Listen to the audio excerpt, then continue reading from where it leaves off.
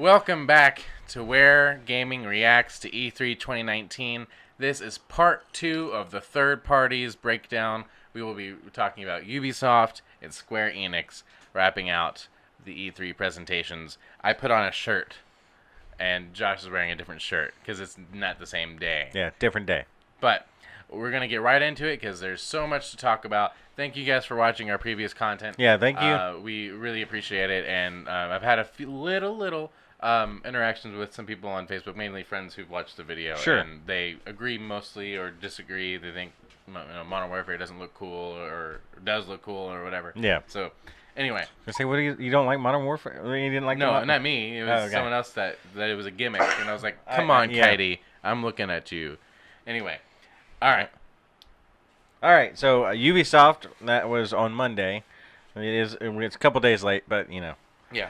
My computer can't export things. It just dies if it's too long. Anyway, so Ubisoft, I think, just kicked off the show. Yeah, there was with Watch Dogs. With Watch Dogs, I was like, Yeah. Did they lead anything else? No, it just started counting down. Oh wait, no, there was the symphony. The the Assassin's Creed Symphony, which I've never played that game. Yeah. But well, so this idea of the symphony was, I love orchestra. Yeah. You know, I love seeing it. I thought it took too long to start, and then they took too long not to end it, because that could have gone forever, and I would have been fine. But the afterwards, the thing I always think should happen, it should lead into a game, and they didn't. Yeah. Lead into, well, so as far as being, it took too long to start. That may have just been a miscue. Yeah, for sure. Because he was probably standing there waiting on a cue. The camera guy is probably sitting there waiting for him to cue, and then someone hit the button to start the show. Right. And so that's more likely a cue thing. My thing was, it didn't lead into a game. It didn't lead into like a new DLC for Assassin's Creed Odyssey, and honestly, I wasn't impressed. I mean, it wasn't the best orchestra ever. They're great. But performing on stage is not easy, and I'm sure they're great. But I think there was some kind of miscommunications. That I think there were some timing issues. Yeah.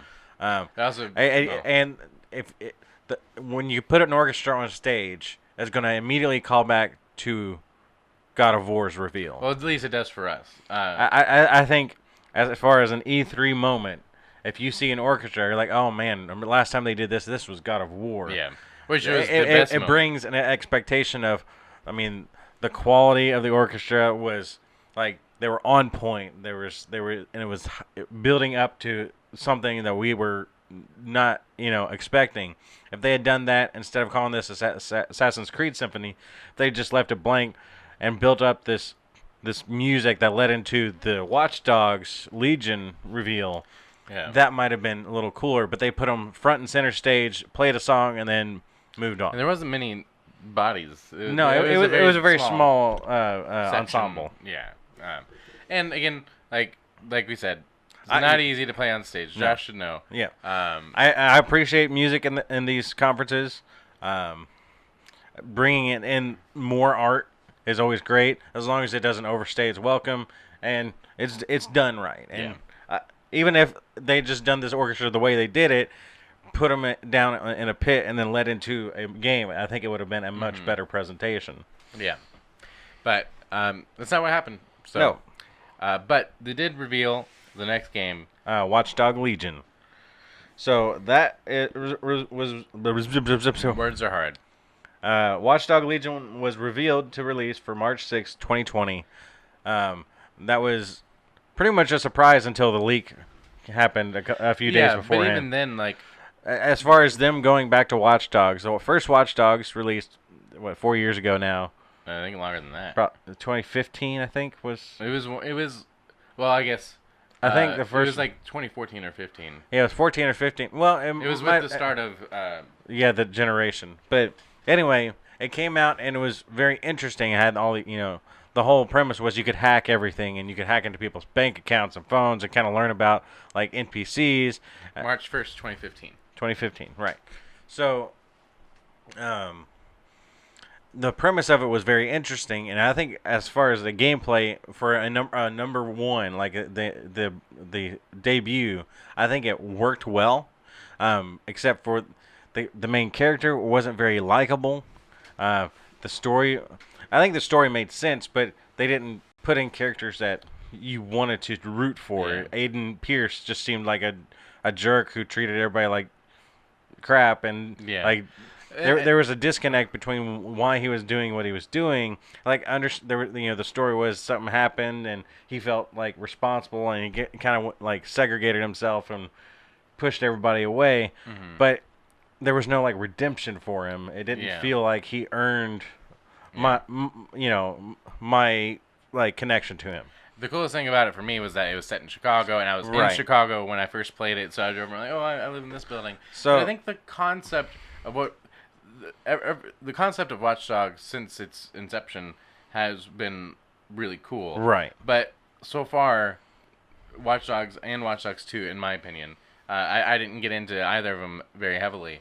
Didn't really deliver, so it is a little surprising to me. Well, I expected to return to the well. I didn't expect it to be now. I'd maybe do something else, but I don't know, man.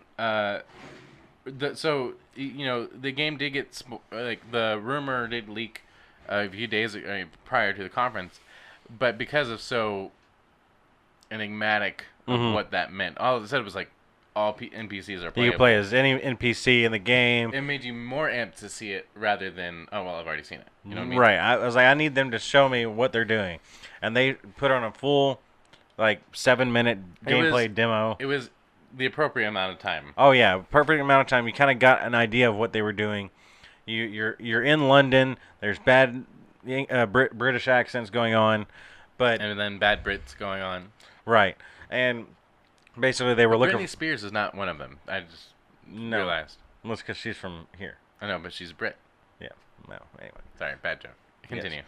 Anyway, so he was looking for like a drone operator. So he was like hacking into people's phones and trying to see who was good with drones or something. And so he found a guy who got in trouble and he helped him out and things like that. So you can go watch the trailer. Yeah. But the purpose of that was to find this guy, and then he was able to send him back to the Legion and recruit him.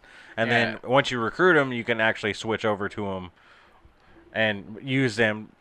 It's probably going to be like, oh, this guy's really good at drones, so if I need to, specifically need to do drones, maybe I have to go use this guy for some reason. I think it's interesting because they've said, and the whole thing about all this, the fact that you can play all the NPCs, makes it sound like a very expensive game, not to buy, but to make. And also like they said, every single character you see has a path. They have a storyline. They have something that not necessarily a full storyline, but they said in one of the interviews I watched that and maybe they said it in the conference, but when you take somebody over, or when you decide to grab an NPC and make him a playable character, you have what's called an entry mission. Yeah. And that kind of decides if you ended up going with them or not. But what I think is smart is that, like, how can they do all this? I bet you the idea is, like, you're trying to find people who are going to be good at what you need. And they've probably designed NPCs that aren't good for what you need. Like, that just don't really, have use for what you need. So you could potentially... Except the old lady. Yeah. Well, so, like, if you just Joe Schmo who runs a coffee shop down the street, like, maybe it's there and you could take over his life. And you do a little mission that's just him getting up in the morning, going to the coffee shop, opening it up, and it's like, well, you're not really good for anything. Yeah, if that's how it plays out. So I'm really interested, and I think the concept itself for this one... But maybe you need, a front, so you need a coffee shop guy. Maybe. And you got to order a special cappuccino. And then you spike it and poison the Brits, the bad Brits. Yeah. So I think it has the potential of doing something. I mean, really the cool. more they talked about it, I was like, how? Yeah. How? And I think the ambition of it is very interesting. Mm-hmm. I'm very interested in this game. I played Watch Dogs 1. I beat it. It was fine. I thought the overall story of like what Watch Dogs was about was interesting. Mm-hmm. As far as Aiden, I wanted to like him. He just didn't earn it. And 2, I didn't beat it. I think it played a lot better than the first one. The driving felt better. The hacking it was more robust. But I I fell out of it either because it was too big at the time when I was playing it, or it just didn't capture my interest. There was a little disconnect between playing as this happy-go-lucky character and shooting a bunch of people up when things went south. Right. So, and my problem with 2 is that it felt like GTA Light. Sure. And that I mean, the character designs, the world, it all felt like I could just be playing GTA. And I also feel like I couldn't decide what kind of combat system I wanted you to do, which maybe because of how open it was, that was the point. But like the very first mission, I remember going in and trying to do it stealth and getting caught, and I'm like, all right, well, I'm going to just go in and not working either. And so that sort of repetitious me being a bad gamer was like, all right. yeah. So what do you think about the release date?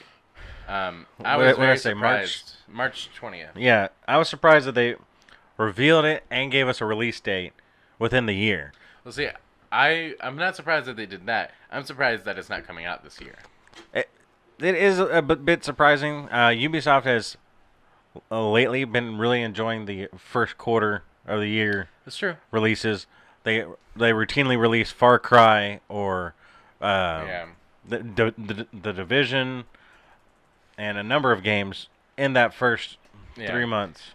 So as I just said, the first Watch Dogs was released in March. The second Watch Dogs was released in November. So really, this had a gamble of going to either. Right. They don't release games in the summer. It's either October or later. Between October and May. And then and Assassin's Creed Odyssey came out. Well, and maybe that's another thing. Assassin's Creed Odyssey came out last October. And so maybe, give themselves a cushion. It looks like they backload their fiscal year. Yeah. So if their fiscal year ends at the end of March 2020, then it makes sense that most of their games would lead up to the fiscal end. That way their profits and shares are at the highest, so dividends are paid well in the in your and it seems like the Assassin's Creed Watch Dogs, they're supposed to be like spiritually connected somehow. Right. And there's their little leaks. But I just mean like for some reason those two franchises seem to kind of be like the alternating ones for the most part. They both have open world third person. It's just Watch Dogs has to prove it's worth it. I mean, if this one doesn't do well, if people don't believe in it and it doesn't deliver, then you probably won't see another Watch Dogs after this. No. But I'm very looking forward to it. I'm curious to see if they pull off what they're trying to do. Yeah. And I think probably the biggest challenge will be creating a narrative thread that you can connect with when you're not anybody, because they revealed permadeath. So you're playing as a character that dies, and if you don't, if you don't stop yourself from dying, he's dead. Your character is dead, and you move on to another player, and that might make an interesting story loop because you don't typically have that, but you also I lost my favorite character 10 hours ago, so what do I care anymore? I mean, I thought he was going to be the one, and if there's no through character, you lose that connection. Yeah, but I do think, and on the other hand, I said this to you, that I think it's an interesting way to get out of the who's the main character. Who is the player going to have to identify with? Am I going to be an old grumpy white Brit, or am I going to be the hip young black girl? And I think they they have all of that, so you can choose who you are. But if you choose who you are in that way, and they die, it's over. It sucks. But you know what? That's life. You die. And maybe there's a main character, and then you switch between the. I bet the main character is the. Bless you. The main character is Bagley, the guy in the ear, the guy in the chair. The AI in the chair. The main, yeah. So we'll see. We'll bring more information to you. I'm sure we'll see more towards the end of the year. For sure. So moving on from that, there was probably a lot more than this. I picked out the most interesting bits. They showed. Well, you pretty much wrote down as it went. Yeah, that's probably true. I don't think I wrote down Just Dance. No, I did. Yeah, you did. Nope. So this might be pretty accurate. Mythic Quest. This was they brought out one of the guys or producers from Always Sunny. Always Sunny. I don't know anything about the show except it's got Danny DeVito in it, but people like it. They brought him out and they're saying they're creating a television show that's almost like The Office in a developer office. Video game developer. Someone said it was the Silicon Valley for game devs. Yeah. And so basically it just follows this game development studio that puts out Mythic Quest, this massively online MMORPG. One of the most successful MMOs or whatever. And it's just supposed to be funny. So Yeah. what they showed wasn't funny, but Yeah, I mean, it was an odd thing to do. I mean, they talked about that, and then they talked a little bit later about the Division movie, and both of those were kind of lulls, not because they're not exciting. And I think Mythic Quest was supposed to be on a special platform. Oh, Apple TV Plus. Yeah, Apple TV Plus. So you have to have that prescription yeah. to get that. Also, this was the idea that I had. I think I said it on the podcast yesterday, or just to you, is that after listening to like Shadowkeep, hearing names like Shadowkeep and whatever ESO's Scalebreaker, all that stuff. I'm like, Scalebreaker, yeah. You know, Mythic Quest is like this fictional MMO that I'm like, no one would really name that because you get those movies that they feature games in them, and like you don't have Scary Killer 3, but I'm like, you do. Yeah, you have Scary Killer 3 or EverQuest Online, which is real. Yeah, so Mythic Quest, sure. Though I would say that's a softball grab. Like, come on, they could have been a little bit, but I guess it's a comedy. Whatever. Let's move on. Anyway, next was Ghost Recon stuff. They had another trailer for Ghost Recon Breakpoint that comes out later this year. I didn't write the release date down, but it's out there. Bring it out. Features John Bernthal. I guess he's a villain character. I was very unclear. I think he's supposed to be a ghost, but like the wolf of the ghosts. He's like an ex-ghost. He calls himself. They're wolves, and they hunt but they're always ghosts. Anyway. So it's like they used to be ghosts, but then maybe they got ticked off by the ghosts, and so they became the wolves who are hunting down ghosts. And I think you're gonna play a ghost that fights against John Bernthal's character. Okay. But they really just want you to care about John Bernthal. October 4th. October 4th. And so in the trailer there was this nice nice. I mean, this cool impassioned speech from John Bernthal, and then the trailer ended, and then John Bernthal and a pit bull walk out on stage. The little I don't know what the dog's name was. They had him lay down there while he gave another like impassioned speech to the audience. As himself, and then as in character, and then out of character, and then left. It was not a Keanu Reeves moment. And then you can get into the Ghost Recon beta on September 5th of this year before the game comes out. About a month before. So there was that. It went on forever. There was a lot about Ghost Recon, but people love Ghost Recon. Some people love Ghost Recon. I don't know if anybody loves it for that long. And Terminator DLC. Yeah. For just because. And then, let's see.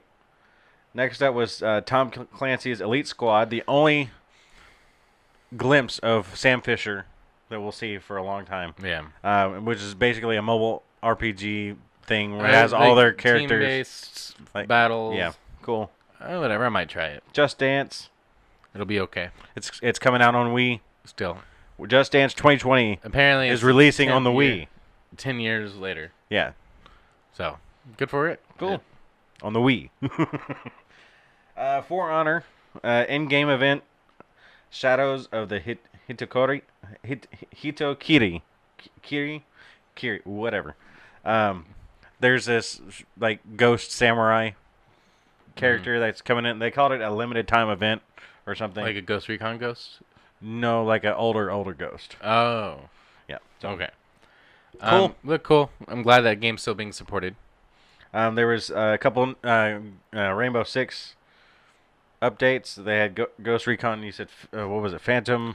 I didn't write this one down. I thought it was all the same. Ghost Recon Phantom Zone? I don't know. Wait, no, Rainbow Six.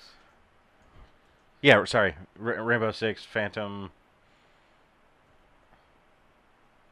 Sight. Rainbow Six Siege Phantom Sight. Comes. June 11th.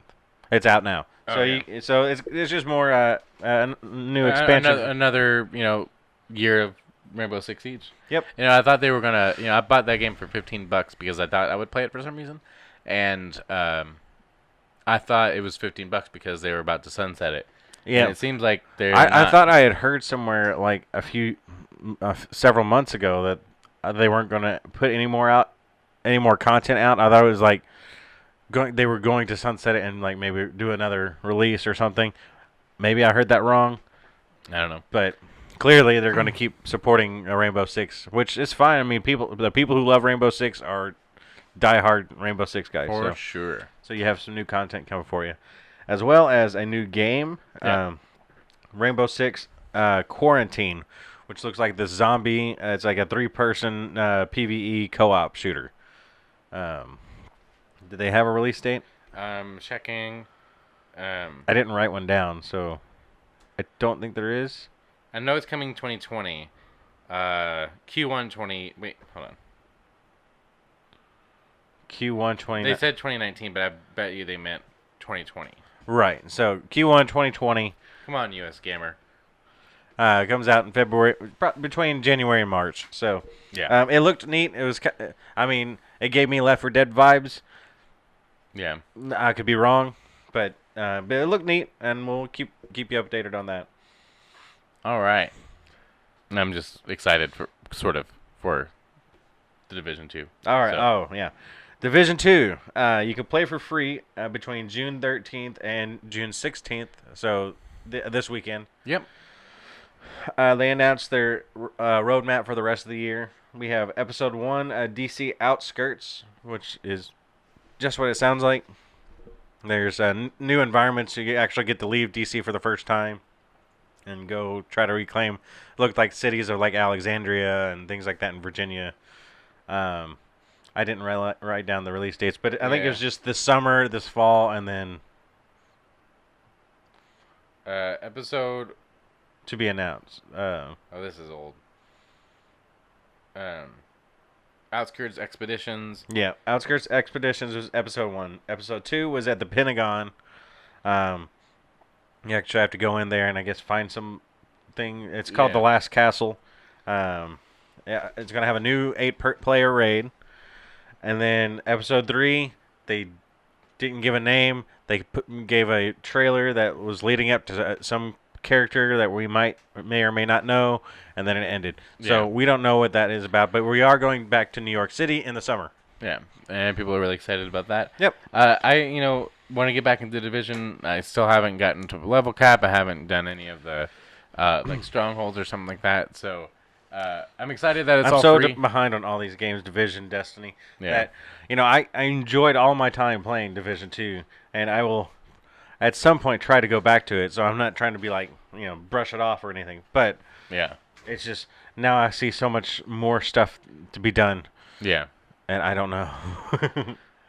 Well, nothing compared to the stuff we've missed on Destiny, though. True. Very true. And then more Division news. There's the Division movie starring Jake Gyllenhaal And Jessica Chastain. Jessica Chastain. It's going to be for partnered Netflix. with Netflix. And that's all. We'll see. I mean, I like Jessica Chastain. And I don't hate Jake Gyllenhaal. So, but I don't know. Assassin's Creed wasn't great. Yep. Prince of Persia. What's up with them and Jake Gyllenhaal? That's what I said. Jake Gyllenhaal again? It's like, which this has been rumored since. Well, the first at least he's movie. not supposed to play some like Arabian prince or something. Yeah, that's a good thing. Watch these anyway. Continue. Anyway, so after that, they talked about their subscription plan. I think we mentioned it before. There was a rumor going around about Uplay Plus. It's a PC subscription for $14.99 a month, and it will be available on Stadia. They didn't really give any more details. I mean, they gave a little bit more details than that. Yeah, but it was a little unclear, even though I think we've kind of come to our own conclusion. But it was unclear if you had Stadia Pro, if you automatically had Uplay, which I think that's what it means. But Uplay Plus is available on Stadia. Now, does that mean if I pay for Stadia Pro, do I have Uplay Plus? That's the question. Or does it mean if you bought a game on Uplay Plus, you can play it on Stadia? Like it's a little because Stadia is just a platform, so you could play the base Stadia and still have access to your Uplay Plus library. Right. So maybe it's just that if I pay $14.99 a month, I could play my Assassin's Creed anywhere using Stadia's base for free. Sure. Instead of being included in that subscription, because that would be a lot, I think. So we'll keep you posted on that kind of stuff. We'll hear more about Stadia later on this year. They also announced Roller Champions. It's a free-to-play. No. Yeah. I don't know whether it was free-to-play, but there is Roller a free-play. Champions free-to-play. Well, there's a free-play weekend coming up. It's supposed to be a free-to-play game. Okay. I just want to set expectations right. There's a free-play weekend this week between June 10th and 14th. Available in the Uplay store. It looks like Rocket League. With characters on roller skates and shooting a ball through like a hoop, like Quidditch. Yeah. So it looked neat. If it's as fun as Rocket League, sure. Yeah, I mean, they showed a really small glimpse of gameplay, and it was like over the shoulder. I mean, if you told me this was a new Rocket League mode, version, yeah, I would totally believe you. I mean, same art style, very aesthetic. like glassy, like colorful lights. Yeah, it looks cool. I don't think they give it an actual release date. No actual release date, and it seems like the console platforms haven't been announced yet. But you can just imagine it's going to be. You can imagine it'll be everywhere on Stadia and all that good stuff. So, and then they ended on a new IP, Gods and Monsters. Oh, that's right. It's very like brightly animated, 3D environments, and it's basically you play as a Greek kid who fights monsters. Yeah, the thing said was like when the gods need help, they go to you to kill the monsters. It was like, when the people need help, they turn to the gods. When the gods need help, they turn to you. And it was like a 20-second trailer that showed the kid fight some kind of monster, and then gave us a release date of February 25th, 2020. It had some Breath of the Wild vibes in terms of the aesthetic. Yeah. And also, to me, called back to Odyssey. Assassin's Creed? Yes. Assassin's Creed, because it was very Greek. And right. It looks neat, but it's another one of those things like we need to see more. Yeah. But we already got a release date for it, which was shocking. What is it? February 25th, 2020. Less than a month before Watch Dogs. Watch Dogs. So, like 2 weeks before Watch Dogs. So, we'll see. Yeah. And that's all for the Ubisoft conference. I'm going to stop talking. What did you think?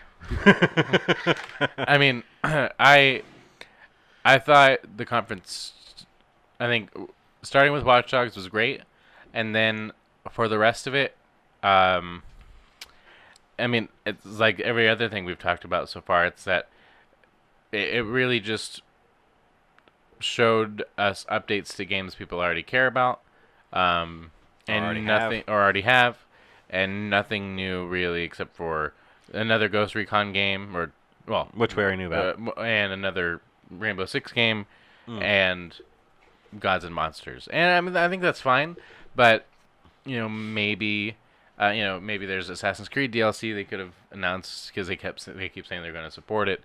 I think if they announced some kind of Assassin's Creed updates in the pre-show, but I didn't go back to check. And so if they wanted us to know, they would have put it in the show. And because of my timidness with the previous Watch Dogs games, I'm still not like, this is a must-have game for me. Sure. But I'll play it. So it was a pretty lukewarm conference. I'll say I was wanting Ubisoft to be the home run, because I like most of their games. And so I was really expecting that. I mean, I didn't expect to see Beyond Good and Evil. No. I was really expecting to be blown away by new IP, but maybe they can't reveal any of it because we don't know what it's coming to. But I mean, like Bethesda is still talking about Starfield and or We're whatever. gonna hear about Starfield and. Well, I know, but I'm saying like they're okay talking about it, knowing the fact that we know it's not coming to PS4.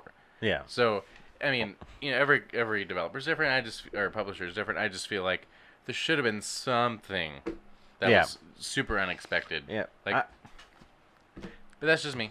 No, I agree. I think Watch Dogs was clearly the most important thing they showed. They showed a couple neat things.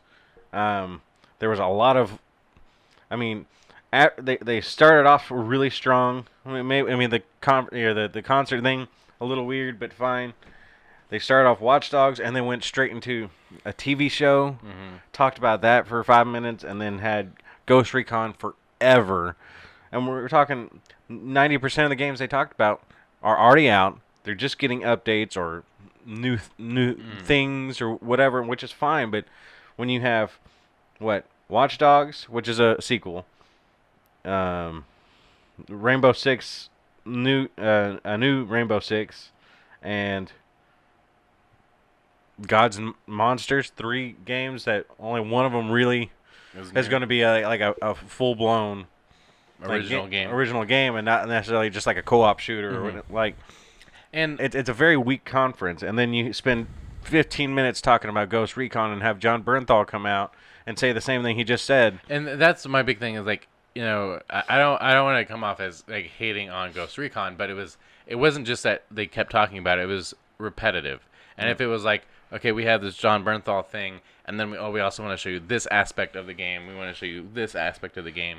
And not to mention, we've already seen 2 trailers for Rainbow Six. Yeah. Break. I don't even. It's Ghost Recon Breakpoint. Breakpoint, and we've already heard John Bernthal talk. He was in the DLC for the first game, so I mean, this is Ghost Recon's not. It's not an expansion; it's a new game. But he was in the last expansion for Ghost Recon Wildlands. Oh, that's right. So he was in there, and then now he's the main antagonist, I guess. Yeah. In this, that we've already seen 2 trailers for, now 3, and then he's out on stage. And we're just. Yeah. You're just. Well, so overall, I think if they had the orchestra lead into something, and if they moved Mythic Quest down to where Division 2 they could have put Mythic Quest in that pre-show and pulled that Assassin's Creed stuff in there, and it would have made it a minute better. Yeah, but if they really felt like that those things were going to be hitters, which they weren't, but if they thought they were, then I think they could have bundled them up together, put them near the end. And the thing is, it's like, when the way we're talking about this reminds me of the way you talked about Bethesda. And I think the difference between this one and Bethesda is that while Bethesda kind of did the same thing, they had 2 original IPs, plus the way they packaged it was much better, in my opinion. And then to end on, I mean, Gods and Monsters might be a really cool game, but they didn't show... For a game that's coming out before 7 months, 8 months. Watch Dogs that we got to see 8 minutes of, we didn't get to see really any gameplay. They didn't give us hardly any story, and then it was like a 45-second bit, and then they just ended the show. Yeah. So it was just really poorly done. That's it. They're not gonna do there's not the one more thing. Oh, that was supposed to be the one more thing. The way they talked about it, but they didn't blow it out like one more thing. It was just it ended so abruptly. Like, oh, that's it. Yeah. So I think the Ubisoft conference was rather weak. Mm-hmm. Again, I'm excited about Watch Dogs, but I wanted Ubisoft to really knock this out, especially after yesterday talking about how Microsoft and Bethesda just really didn't hit it for me at all. Mm. So I think so far everybody's got like a C. Yeah, it's like kind of the same level, even though I think Bethesda is still higher up on the list. I can't pick who did better so far. Well, again, I still think the presentation... I think Stadia was the best so far. Well, sure, but I think the presentation of what Bethesda did, regardless if you cared about it, did better than Ubisoft. I do think Bethesda did it better than Ubisoft, but I think they both had exactly the same problems. Bethesda did it less bad. Yeah, so it was better. It was better. But, yeah.